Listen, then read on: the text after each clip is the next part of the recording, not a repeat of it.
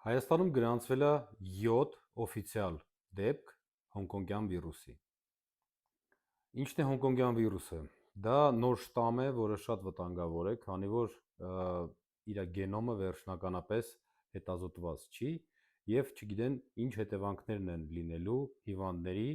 եւ որ տարիքային խմբերի համար ինքը ավելի վտանգավոր է։ Եվ այդ իրավիճակում ինչով է զբաղված առողջապահության նախարարի աթոռը զավթած սեկտանտը։ Նա մասնակցում է կեղծ պատարակներին, կարգալույծ եղած տերտերների կողմից մատուցած։ Նա նկարում է տիկտոկիկներ,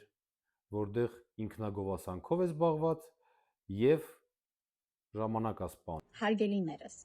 ձեր արտադրած մաղձը վնասակար է հենց ձեր առողջության համար։ Իմացեք, որ ընդհանրապես որևէ ձևով չեք կարող ազդել իմ ինքնագնահատականի վրա։ Եվ այտենց շարունակ բոլոր ոլորտներում, ոչ միայն առողջապահությունում, այլ նաև կրթությունում, նաև պաշտպանության նախարարությունում, նաև էկոնոմիկա, ֆինանսներ եւ այլն։ Որտեղ որ քայլարածները իրանց կադրերն են դնում, այտենց իրավիճակ է տիրում։ Զգույշ եղեք, ուշադիր եղեք նամանավանդ ձեր տարեցների ընտանիքի անդամների